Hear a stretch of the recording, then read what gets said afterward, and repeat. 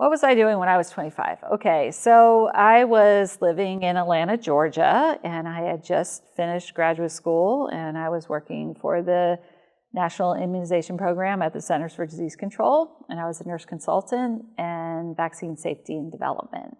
When I was 25, I had just graduated from law school, and I looked forward to practicing civil rights law. So at the age of 25, I was getting ready to return to college. My first foray at 18, 19, I enjoyed the social aspect way more than I did the academic aspect, and needed a few years in between to become an adult and realize that, yes, being in the classroom is something you have to do if you're a college student.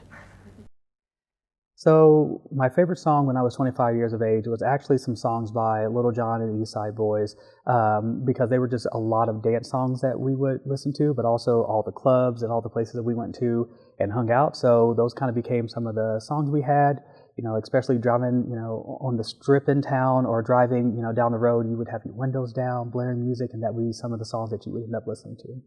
What concerts did I go to? I believe I went to Lyle Lovett and his large band at Chastain Park in Atlanta.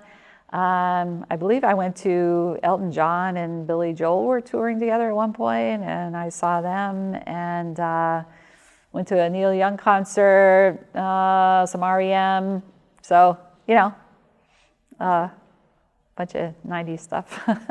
I remember when Nelly started around that, around the late 90s, early 2000s, and he was one of my favorites because he was from St. Louis. I was living in Virginia at the time, and I thought that was a cool connection. But I also liked, Weezer and some of the 90s, early 2000s grunge, that rock kind of stuff too. Smashing Pumpkins, those kind of bands. So.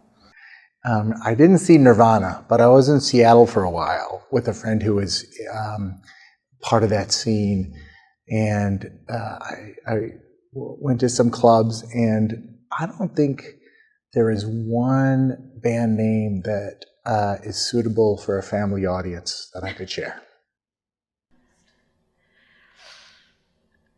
When I was 25, we watched movies by... I don't remember. I was like, well, was Blockbuster still around? I feel like we would go, on Friday or Saturday night to the local video store.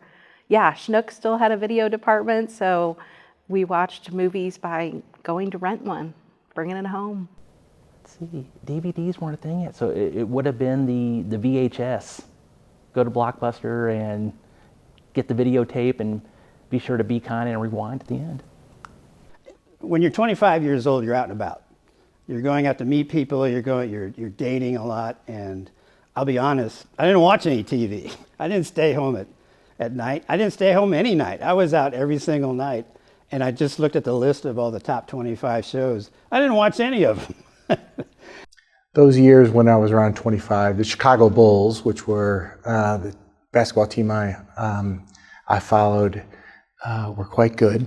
And I enjoyed, I couldn't really afford to go to the games, but there was such a great warmth among fans watching that team be so successful and Michael Jordan be as excellent as anybody could be in their field. One of my favorite trends or fashions from when I was around 25 years old is there were these Steve Madden shoes that were like the black platform shoes that had the black strap across the top. And I saw a meme or a reel on Instagram that said if you wore shoes like this, then it's probably time for an eye cream. And I'm like, oh my God, that's me. Those were my favorite shoes. And all of my friends, I just sent that to them last week and they were like, oh my God, I love those shoes. So that was one of my favorite trends. I was in the bell-bottom group. And during my college years, we went from bell-bottoms to straight legs. And those were the years, too, when flip-flops just came into being.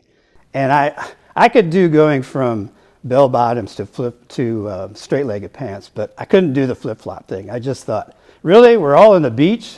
We're walking around town and going to school wearing flip-flops. How crazy is that? Since I was 25, so much has changed, right? Our School has grown so much. You know, I was a student 25 years ago, just finishing up my degree, and then to see the size of our school now as a faculty member is just amazing. So growth everywhere, right? In our school, in Columbia, in the world. Yeah, my family has grown since then. Lots of growth, lots of change.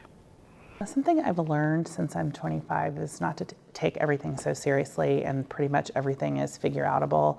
I think I used to be a victim of like oldest daughter syndrome is what I like to call it, trying to make sure that everything was perfect for everyone and that everything was taken care of, and I feel like I'm much more relaxed and comfortable in my own skin now.